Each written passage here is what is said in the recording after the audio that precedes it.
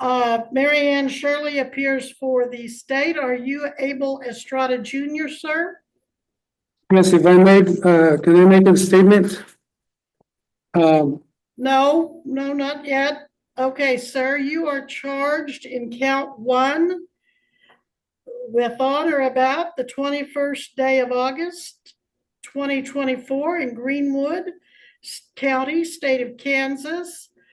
Then and there, contrary to the statutes of the state of Kansas, unlawfully operating a vehicle, to wit, a 2011 GMC Acadia, upon a highway which does not have the signed license plate. I think they mean that the vehicle didn't, not the highway, but your vehicle did not have the assigned license plate properly affixed to the rear of the vehicle, showing the current registered year. And this is an unclassified misdemeanor. It is punishable by up to $2,500 in fines and a possible sentence of up to 6 months, 30 days minimum, up to 6 months, although probation is usually granted. Now, sir, did I not just have you in municipal court recently on the same charge? yes, and I don't understand why am I seeing again, because that would be double jeopardy. I'm saying for the same, Sir, you haven't been tried on it. You I just have, had a first appearance on it. And I have, apparently the city prosecutor must have dismissed it and refiled it over here for whatever reason, I know not. But as I recall, your plea was not guilty. Is that still your plea? This is where a lot of defendants get lost. A case being dismissed and refiled doesn't automatically mean double jeopardy, but to someone already distrustful of the system, it feels like being dragged back for the same thing. You can hear the frustration starting before the argument even begins. yes, but I'm here to make a separation between my name. My name is Abel Estrada with low caps. This name on the top, I don't know if you can see it. This name on the top is my straw man. I am the man, and this is the straw man. So if you're calling the straw man, I'm here to represent the straw man, but I'm Abel Estrada Jr., the man, the living man. I'm calling the living man. So The moment he says Strawman, everything shifts. This isn't just confusion anymore, this is ideology. Courts don't recognize this separation between a legal name and a living man, but people who believe it feel genuinely violated when judges don't play along. Right. So are you going to have an attorney? Are you going to need to apply for court-appointed attorney, or will you be waiving your right and representing yourself? no, of course, I wanted to have an attorney, but I still haven't not made my statement, which is, Are you going to hire an attorney or apply for court-appointed? I cannot afford an attorney, but I need to make my statement that, Let me get a few things worked out, sir. You're going to apply for an attorney, so you'll need to fill out an application for court-appointed attorney. And the deputy down there can give that to you. Make sure you fill that out and get that back to me before this hearing is over. Make sure you fill in all the blanks and you sign it and you date it where it says to, because I generally don't consider those if they're not thoroughly completed. And then you call back to my assistant, Missy, later in the week to see if one is appointed and who that will be.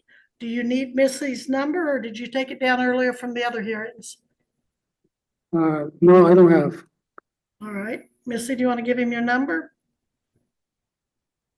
620-583-8155. And then Missy, when is his next court date?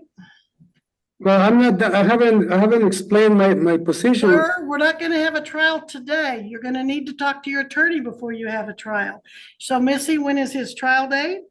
I wanted to move. Sir, please do not interrupt. Missy, when is his, and we won't set it directly for, do you want to set it directly for trial, or do you want to set it for a status so I can check in with you after you talk to your attorney? I don't know what the status means. Well, let's set it for a status, Missy, or control. November 22nd at 10. You, sir, will need to be back here by Zoom November 22nd at 10 a.m. Are you on bond? Let me check. Why would I need a bond? Notice how the judge never raises her voice. She doesn't debate theories. She keeps bringing it back to procedure, attorney, filings, future hearings. That's not disrespect. That's the system functioning the only way it legally can. There is no bond on the file, and it is an unclassified misdemeanor. So I'm not going to make you file a bond since it's an unclassified misdemeanor.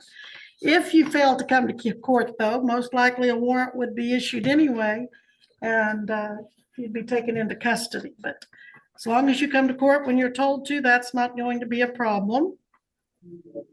So you're going to call and get your attorney, or find out if you have an attorney. I haven't given a chance to You do not need a bond, and you have your court dates. Now, what is it, sir, you want to say? Number one, I want to move to a motion to dismiss this case because I didn't try for this, and I have the license plates, both license plates.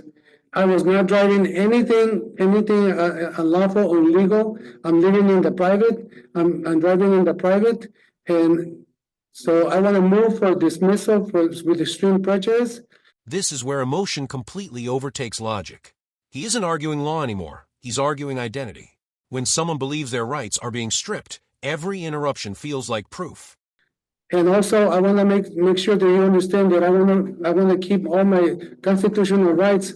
So far, my constitutional rights are being trampled over right now by yourself because you're not giving the chance to speak. I have not given the chance to speak. You're just going over and over, and I'm requesting that you remove this case because this is double jeopardy. I already appeared in court for this thing. I already suffered the court. I have not been given the opportunity to explain myself. I want to keep my rights, and I haven't been able to keep my rights. You yourself and the lady on the other side signed a oath of office to uphold the Constitution of the United States, and I'm not being given those rights right now, man. I respectfully request that you honor my rights. And I want to move for a complete. And from his perspective, not being heard equals injustice. From the court's perspective, this is a first appearance, not a trial, not a motion hearing. Two realities colliding. I appreciate it. Thank you. Being dragged down so much, and I have a hard time moving around. As you can see, I'm disabled, and I only come here once a week to the hospital to be treated, and all this court is putting a lot of stress, and I'm not able to heal properly. Why are we dragging it out so much, ma'am? When did you get this disability? I don't remember you being unable to walk the last time I saw you. I came in my bike is right here. I have it right here. I don't know if you can see it. But I normally use a walker in a wheelchair, but I'm using the other one because it's easier to carry in the car. It's what's it called? It's knee scooter. I have 2 amputations on my feet. So ambulation is very difficult. I'm having a lot of pain. In fact, I'm under medication right now. I don't have a clear mind, just so I can be here because it's too painful. Well, that's why you need to call back here. You don't have to come in person. Call back here or have your wife or helper, whoever that is with you, call for you, and Missy can tell you if you qualify for an attorney and who that attorney will be and how you can get a hold of that attorney before your next court hearing. We did give you the date of that court hearing. You will need to be back here for that, but you can do that by Zoom. You don't have to even leave your home to do that as long as you've got a clear signal that allows us to communicate. Here's where it gets complicated. The anger fades, and suddenly we see pain, real physical pain, real stress. Disability doesn't invalidate the charge, but it does change how we hear him. This isn't a villain moment. It's a human one. So I mean, you're always welcome to come down there to the courthouse like you're doing now, but you don't have to as long as you can communicate by Zoom. And remind me, what town do you live in, sir? Are you from Kansas? Yes, I'm in Howard, but even last night, when I got the letter from the sheriff, they brought it to me at 5 o'clock last night. I didn't even know. All right, well.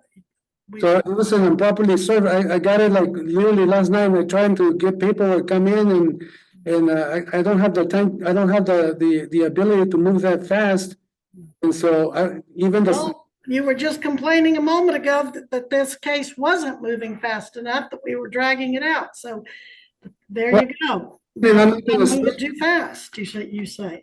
Yes, but it's dragging on because it should be dismissed because I already. We'll take that up at a future hearing. I'm going to need to let you go, sir, because I have others to address today, but I will certainly listen to any motions that you file. Put your motions in writing. If you have an attorney, let your attorney do it. Someone told me you've already filed some things in the court or tried to. Is that right? I did, ma'am. All right. Well, we'll look at those, and if there's any that need to be heard, we'll certainly do that. But talk to your attorney if we appoint one. If you don't, you can hire one, and we'll take those up at that next hearing. I'm gonna need an attorney, so I'll call Missy. Sounds good. All right, thank you, sir. You are excused at this time. And I believe, is that Mr. Dixon that is still trying to get a hold of us here? Can you click on that little red button, Mr. Dixon? Judge ends this the right way, firm but fair. No bond, Zoom appearance, attorney support, motions allowed. The system doesn't bend to ideology, but it does leave doors open. Whether he walks through them properly, that's on him.